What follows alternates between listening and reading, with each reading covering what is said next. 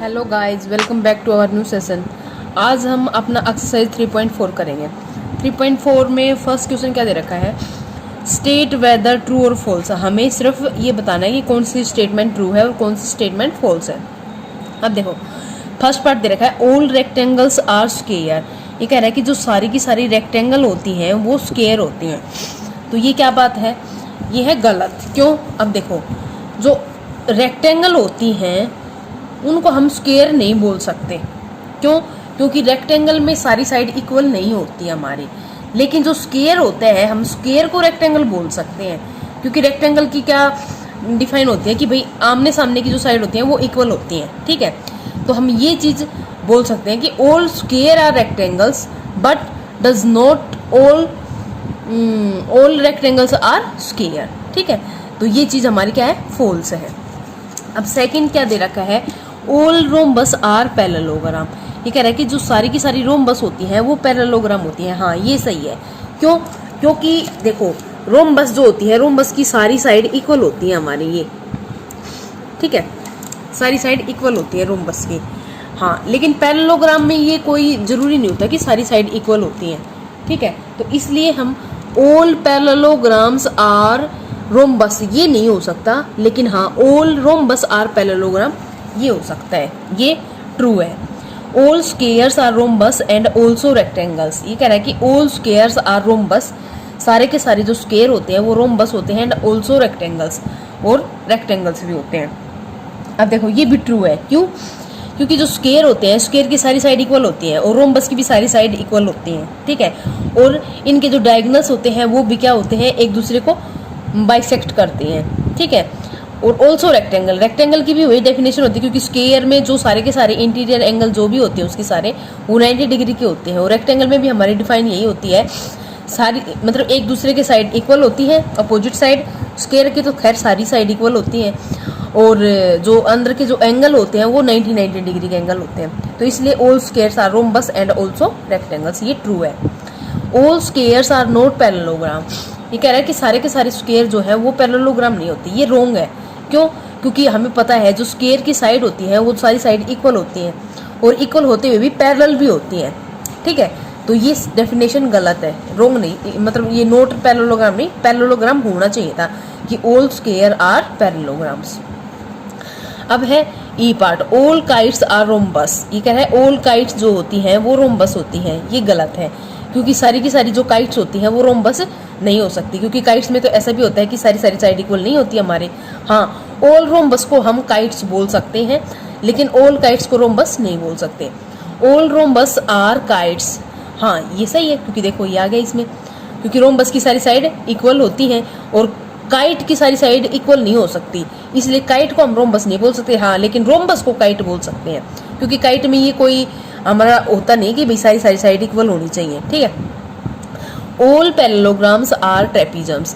ये कह रहा है कि जो सारी की सारी पैरेललोग्राम होती हैं वो ट्रेपीजम्स होती हैं। हाँ, क्यों? ट्रेपीजम की ये डेफिनेशन होती है कि उसके आमने सामने के जो कोण होते हैं उनका वो क्या होते हैं, वो इक्वल होते हैं। और पैरेललोग्राम में भी हमारा ये होता है कि आमने सामने के जो कोण होते हैं, मीन्स अपोजिट एंगल जो होते हैं वो हमारे क्या होते हैं, इक्वल होते हैं। तो इसलिए ऑल पैरेललोग्राम्स आर ट्रेपीजम, ये ट्रू है। All squares are trapeziums, all squares मतलब सारे के सारे स्क्वायर भी ट्रेपीजम होते हैं। हाँ, ये भी सही है। क्यों? क्योंकि ट्रेपीजम में सिर्फ हमें ये देखना होता है कि आमने सामने के कोण जो है वो इक्वल है हमारे। हाँ, तो स्क्वायर में भी क्या होता है, स्क्वायर के तो सारे एंगल इक्वल होते हैं हमारे। ठीक है, तो ये भी क्या है, ट्रू है। तो आई थिंक आपको ये फर्स्ट क्वेश्चन मैंने कोशिश की है पूरा डिटेल से बताने की, तो आपको समझ में आ गया होगा। अब question number 2, identify all the quadrilaterals that have 4 side of equal length.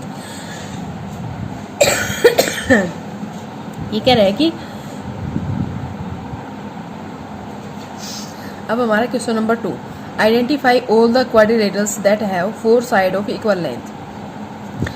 ये कह रहा है कि हमें आइडेंटिफाई करना है कि सारे के सारे जो क्वाड्रिलेटरल्स होती हैं वो क्या होती हैं, उनकी 4 साइड होती है और इक्वल लेंथ होती है। ऐसी क्वाड्रिलेटरल बतानी है जिसकी 4 साइड हो और इक्वल लेंथ की हो। अब देखो, ऐसे हमारे पास 2 ही होते हैं, एक तो क्या होता है, स्क्वायर होता है हमारा, स्क्वायर, ठीक है, और दूसरा होता है हमारा रोम्बस।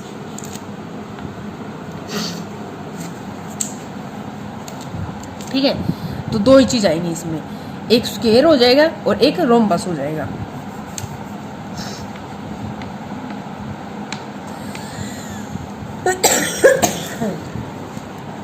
तो ये है हमारा दूसरे का फर्स्ट पार्ट का आंसर। ठीक है, क्योंकि इक्वल साइड की बोली है, इक्वल साइड या तो हमारी स्क्वायर में होती है या फिर रोम्बस में होती है। ठीक है, और तो सब में इक्वल साइड होती है नहीं हमारी। अब बी पार्ट में बोला इसने 4 राइट एंगल्स, कह रहा है कि 4 के 4 राइट एंगल्स होने चाहिए। अब देखो 4 राइट एंगल्स किस में होते हैं हमारे, या तो स्क्वायर में होते हैं या फिर इसमें रेक्टेंगल में होते हैं। अब देखो ये है हमारा स्क्वायर।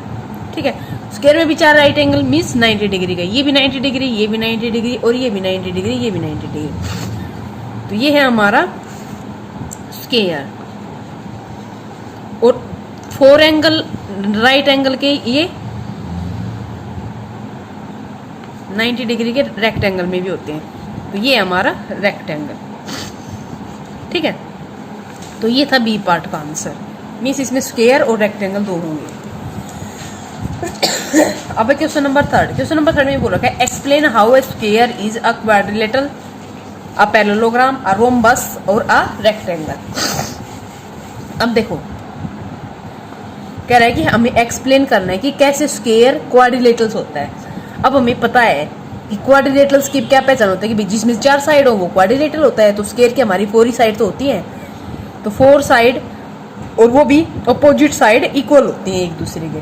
ठीक है, तो इसलिए क्या है स्क्वायर क्वाड्रिलेटरल्स है। पैरेललोग्राम, पैरेललोग्राम में वही बात आ गई कि अपोजिट साइड इक्वल हो गई तो वो पैरेललोग्राम हो गई।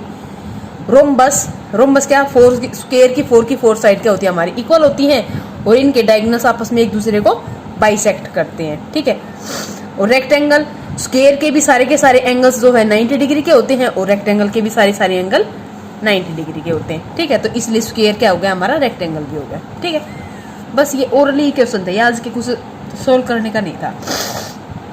अब है क्वेश्चन नंबर 4।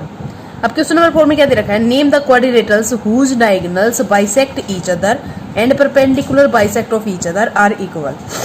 अब देखो दो चीजें होती हैं, मान लिया ये हमारा स्क्वायर है, ठीक है, और ये इसके डायगोनल्स है, और एक है ये रेक्टेंगल। ठीक है, और ये इसके डायगोनल्स हो गए हमारे।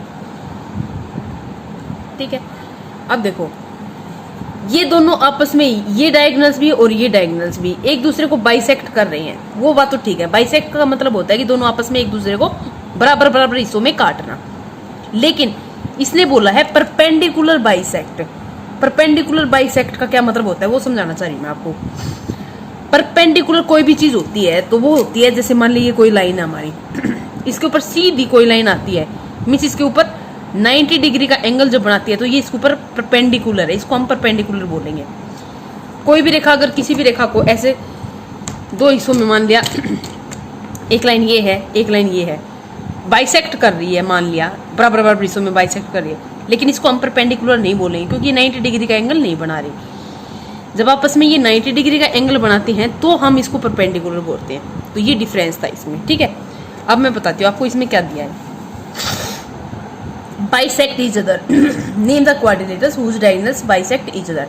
हमें ये बताना है कि ऐसी क्वाड्रिलेटर्स का नाम बताओ जो कि आपस उनके जो डायगोनल्स हैं वो एक दूसरे को बाइसेक्ट करते हो। तो देखो इसमें पैरेललोग्राम भी होता है, पैरेललोग्राम हो गया हमारा, रोम्बस हो गया और स्क्वायर हो गया और रेक्टेंगल हो गया।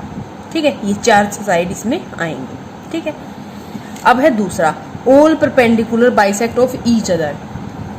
ये कह रहा है ऐसी क्वाड्रिलेटर्स बताओ जिसके डायगोनल्स परपेंडिकुलर बाइसेक्ट करते हो एक दूसरे को। तो ये किस में करता है, रोम्बस में करता है और स्क्वायर में करता है, और किसी में भी परपेंडिकुलर बाइसेक्ट नहीं करेगा। ठीक है, तो ये दो इसमें याद रखना। और कह रहा है ऑल डायगोनल्स आर इक्वल। अब इक्वल वाली जो डेफिनेशन होती है वो क्या होता है कि उसके क्वाड्रिलेटर्स के दोनों डायगोनल्स इक्वल किस में होते हैं, या तो स्क्वायर में होते हैं या फिर रेक्टेंगल में होते हैं हमारे। ठीक है, ये दो चीज इसकी होगी। अब है हमारा question number 5, explain why a rectangle is a convex quadrilaterals. अब देखो कॉन्वेक्स और कॉनकेव में आपको मैंने डिफरेंस समझाया था, जैसे कि हमने एक चैप्टर किया था साइंस में, कॉनकेव लेंस और कॉन्वेक्स लेंस ऐसे कुछ आता है। तो कॉनकेव का मतलब होता है ऐसे,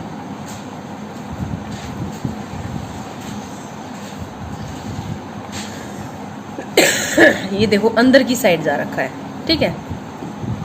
और कॉन्वेक्स का मतलब होता है ये ऐसे, मीन्स बाहर की साइड उभरी हुई आकृति, ये होता है हमारा कॉनकेव, ठीक है। यही डिफरेंस होता है कॉनकेव और कॉन्वेक्स में। अब इसने ये बोला है कि explain why a rectangle is convex quadrilateral, जो रेक्टेंगल है वो हमारी कॉन्वेक्स क्वाड्रिलेटर है, कैसे। अब देखो ये है हमारी क्या ये रेक्टेंगल, ठीक है। अब इसका देखो डायगोनल्स जो है वो हमारे इंटीरियर साइड एक दूसरे को बाइसेक्ट कर रहे हैं, ठीक है। तो ये हमारी क्या है, यही इसकी पहचान है कि भाई ये क्या है, कॉन्वेक्स है, ठीक है। बस यही था इसमें। अब question number 6, ABC a right angle triangle and O is the midpoint of side opposite to the right angle. Explain why O is equidistant from A, B and C. The dotted lines are drawn additionally to help you. अब देखो additional में help के लिए draw कर दी, तो हमें ये shape दिखाई दे रही है कि ये रेक्टेंगल है, ठीक है। और हमें ये पता है कि जो रेक्टेंगल होती है ये राइट एंगल ट्रायंगल है और यहाँ भी राइट एंगल ट्रायंगल ड्रॉ कर रखे, तो ये रेक्टेंगल बन गया हमारी।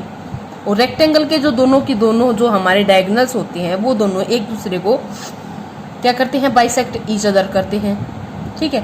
और हमें ये भी पता है क्योंकि हमने अभी पीछे इसमें पढ़ा था ऑल इक्वल डायगोनल्स किस किस में होते हैं, या तो स्क्वायर में होते हैं या फिर रेक्टेंगल में होते हैं। तो इसके डायगोनल्स दोनों आपस में एक जैसे होते हैं, मतलब सेम साइज के।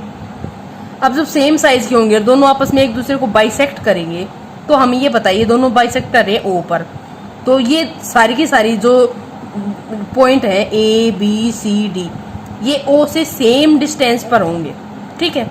बस यही इसका रीजन था, क्योंकि ये रेक्टेंगल है, रेक्टेंगल के डायगोनल्स जो होते हैं वो आपस में एक दूसरे को बाइसेक्ट करते हैं और इक्वल होते हैं, बस इसकी यही पहचान थी। तो आज हमारा यही 6 क्वेश्चन थे इसमें। आज ये चैप्टर हमारा कंप्लीट हो गया है, कल हम और नया चैप्टर शुरू करेंगे। तो आई होप आपको ये समझ में आएगा, क्योंकि आज इसमें कुछ लिखने का था नहीं, मोस्टली ओरली काम था। तो चलिए मिलते हैं नेक्स्ट वीडियो में। Thank you for watching this video.